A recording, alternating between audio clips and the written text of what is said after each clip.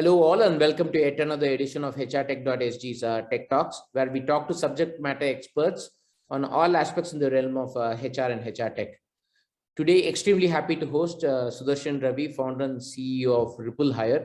Now, RippleHire has actually been creating quite a bit of ripples in the marketplace. RippleHire is a cloud-based hiring platform, a leader in the recruitment tech space that has been helping enterprises in hiring talent effortlessly. So they have two niche products. One is RippleHire Referrals, which is a market leader actually in referral technology, helps companies in transforming the referral program from being a very, very reactive channel to a more proactive sourcing channel.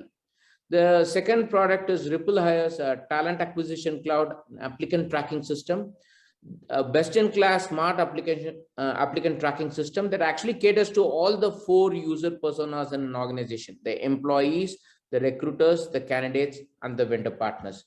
So extremely delighted to be talking to you, Sudarshan, especially when a lot of action is happening in the recruitment tech space. Likewise, Sriram, it's a privilege to be here. You're creating some ripples of your own in the market. I'm happy to see your expansion into India as well as Middle East. Wonderful work there. So thank you. Thank you for having me. Thank you, Sudarshan.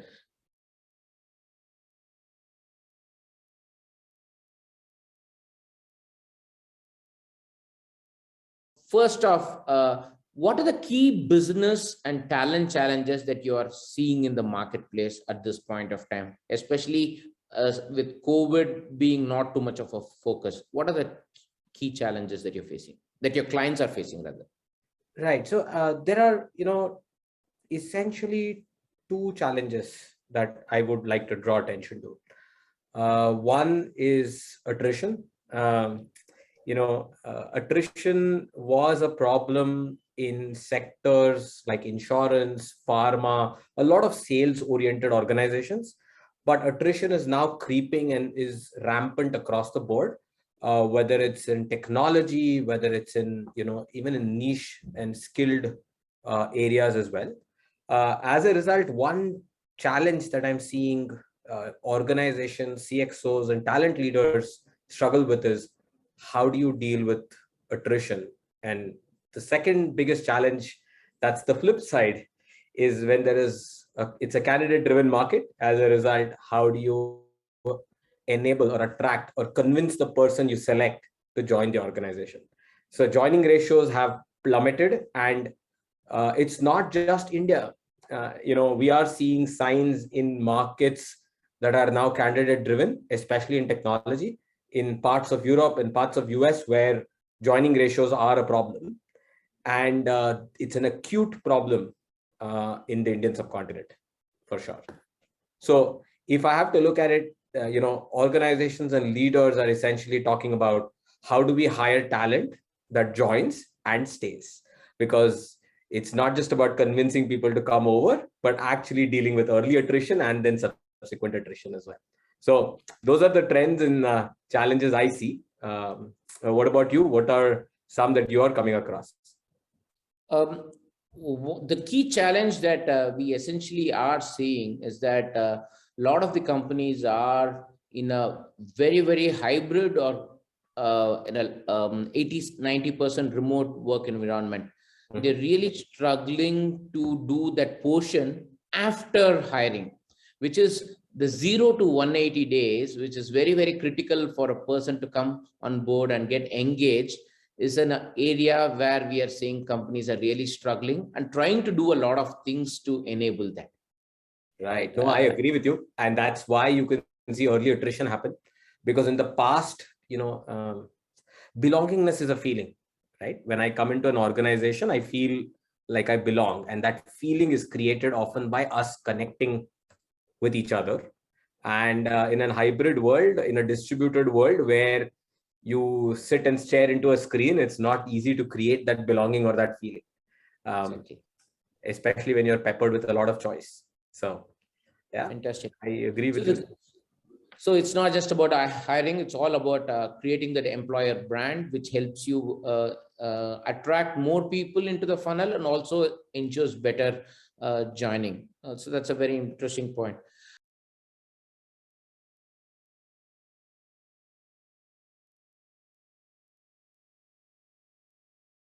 So I just want to understand one aspect from your perspective after having worked for over a decade with clients in this space, right? Why do HR teams hesitate to invest in technology for the HR function and more specifically for the recruitment function? Uh, so actually in the more recent past, I am not seeing that hesitation, especially in the last 6 months or so. But to answer your question, right, I'll actually have to go back a little bit to the psyche, right, especially of enterprises, right? Somebody like a Facebook, when they were a startup, would say fail fast. But if you see in an organization that's an enterprise, that's mature, that's been around for a while, failure is not tolerated. The ability to make mistakes is not tolerated. In fact, if anything, and it also boils down to how organizations are judged. If I'm a public limited company, I live quarter on quarter, which means I, as a CEO, am judged quarter on quarter. As a result, the entire organization has to show impact. And oftentimes, as a result, a lot of organizations take tactical steps and tactical levers, right? They don't think strategically. Technology is essentially a strategic driver of growth. It's the same thing. Like if I have to take an example, right? Like if you look at the industrial, now if you look back, we can't see ourselves, making products by hand when everything is made by machine, right? But if we are in an era where we have to report 90 days to 90 days, we are not going to take the effort to go create a factory and go through that, whereas add people. So I think from a psychology or a psyche standpoint, culturally, if we are open to more mistakes, we'll be a lot more open to taking on strategic levers that have long-term impact versus short-term impact. Second is also the fact that technology in itself, if it's ROI positive and if it delivers results in the same year, can bridge that gap. So long answer, but I essentially see, why companies don't invest has to do with the fact that, there's just haven't seen enough success, owning to legacy software, essentially coming in, selling to the C-suite and only delivering failure after failure, right? So that also kind of is a barrier for them, because what they have seen in the past, whereas technology has changed by leaps and bounds in the last decade, right? But what they have seen is, an era of ERPs and CXO selling, whereas ground up products that obsess over a problem are just not delivered to them for success. So, yeah. Perfect. Thank you very much, Sudarshan. That's a very valid point. In fact, technology is truly a strategic driver of growth, and predominantly the focus has always been on sales and marketing functions. Now this pandemic has brought the focus on the HR function. So I'm sure that, as you mentioned, technology will be adopted faster. And you know what, Sriram, I love just one thing. I love the fact that technology has brought the focus back, or the pandemic has brought the focus back on the HR and the TA function, because it was long overdue, right? Like if you see, a person in TA essentially impacts the top line or bottom line with every single hire they make, right? And if there is somebody who contributes to shaping an organization, delivering results, it's people. And this is the function that brings people to the door. So essentially every TA person, I think the pandemic has given them their due, and I'm really happy because, there have been recessions, there have been disruptions, there have been challenges, but I feel good about the fact that TA has been put front and center in most organizations now. And you don't want a pandemic to cause it, but there are always some positive outcomes. So that's right. Earlier, TA was measured more on offer and joiners ratio. Today, a lot more companies are actually focusing on revenue loss as a metric for the recruitment team, which is helping them in this endeavor. Right. Exactly.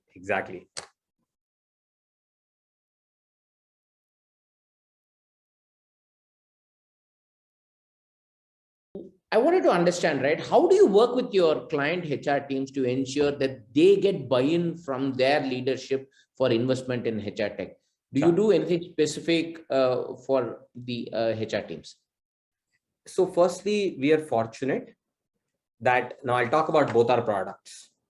We're very fortunate that both our products are ROI positive within the first year. So one is from a pricing model standpoint. We structure our pricing in such a way that they go in, there is skin in the game, and as they see success, they share value with us, which means that the cost of the investment is limited, which makes the ROI a no-brainer. Now, let's look at the flip side of it. The second side of it is, how do you convince your leadership, right? And especially in a category creating software like employee referrals, a lot of people just did not understand how do you put the metrics together. But in reality, referrals drive better retentions, 12 to 20% better joining ratios, and the cost, you distribute wealth within the organization, and the cost per hire is positive.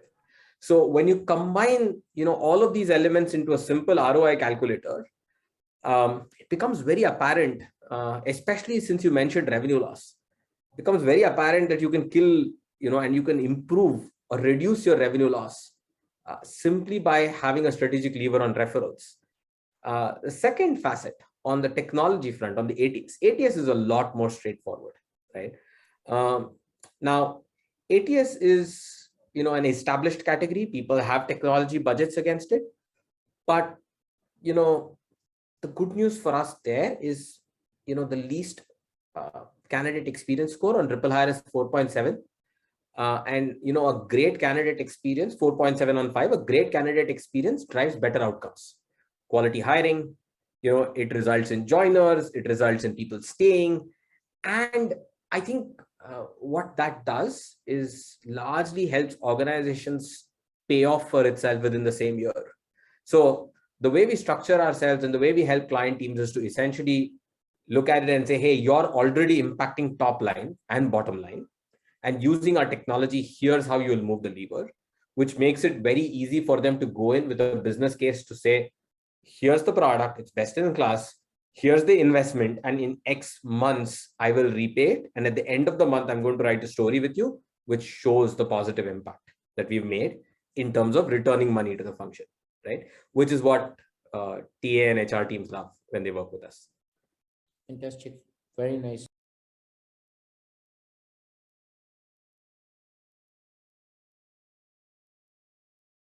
So which leads us to the next point, right?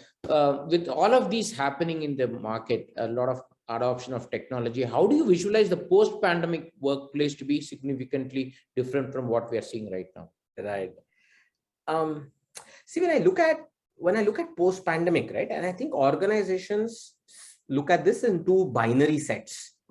Like, people look at it as remote and people look at it as in office. And I know there is a hybrid that is hanging in there, but reality is that the mindset is either organizations are remote first or office first, right?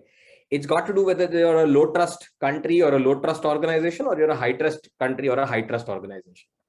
And I believe what will happen is that in the post-pandemic, the pandemic threw new problems. We were building software for distributed workforces.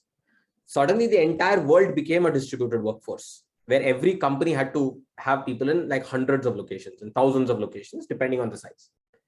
So the way I see the post-pandemic shift happening is that the pendulum will swing, right? And it's economics. Naturally, what will happen is that when you go towards, organizations, some organizations will force people and say, you have to come. You know what? Then they will start taking stronger actions in a bid to push, going back to the same way. But then newer problems will emerge. And I think somewhere it will settle down into a hybrid, because the reality is that, there are benefits to both. And it's less friction for an employee to go from office to working from home, because you're taking lesser effort to get to work, to get started. You have more time to do things. You have a better quality of life, but you lose out on learning, which is a longer term impact. And moving back to the workplace, leaders will have to struggle with convincing people that there is value, right, in coming and having osmosis, learning from each other, brainstorming, building teams, while you have to deal with the short-term pain of moving back and starting to travel again. So I think, the pendulum will swing. We will see a lot of organizations go to the other extreme, and you will see larger giants take that on. But effectively, I think it will settle into some form of hybrid, because there is really no one way anymore. So. Fantastic. Hybrid workplace. And I like the point specifically where now the leadership has to take specific effort in communicating to the employees why they need to come to office. And that value communication is becoming now critical, which earlier was taken for granted. I think I really like that point. So some of the things which were as taken for granted earlier now need to be communicated explicitly. Conscious, right? You have to be conscious about it, because people, it's easy when you're in a room.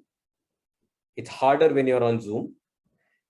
Even harder when you're on Zoom in different locations with different bandwidths and different people having different communication styles. So yeah, but interesting for sure.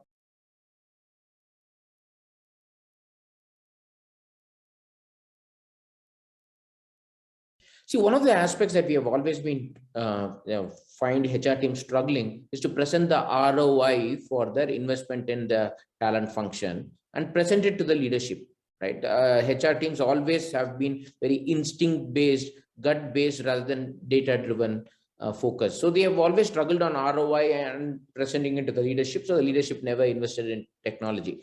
How do you encourage HR teams to be more data-driven in their approach and more tech-savvy? I believe HR teams are tech savvy, and I will explain why. Technology is all around us, right?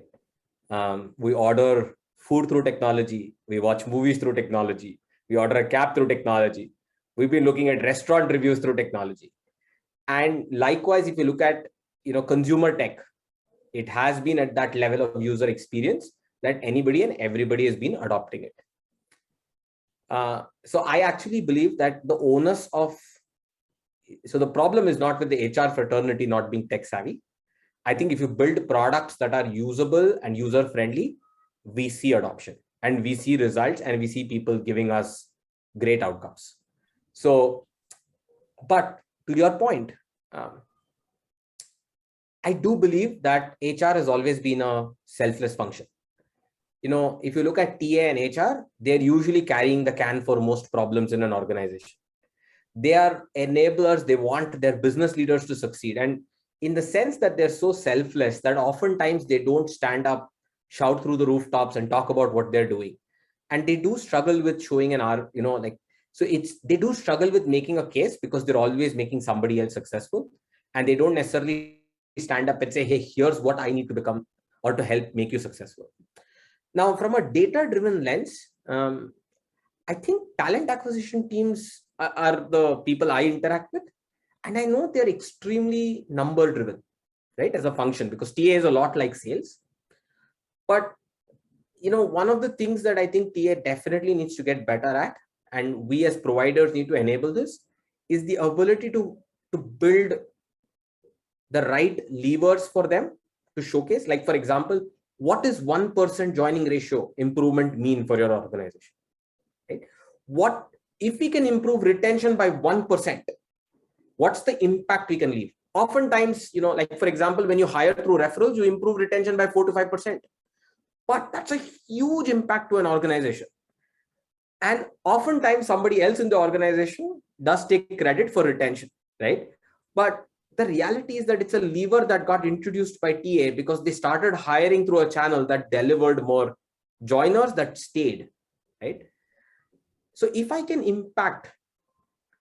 get you an early joiner, here's the actual quantitative impact in terms of revenue that we delivered.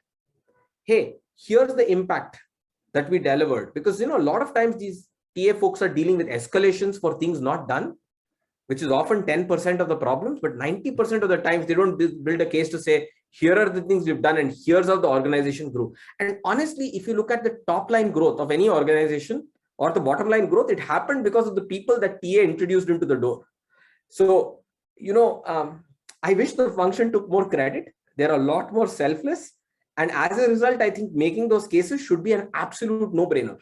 And that's where I think we need to educate. And I think, conversations like yours will help educate the fraternity, right? to talk for themselves, and all the good work they do. Fantastic. Thank you very much for the suggestion.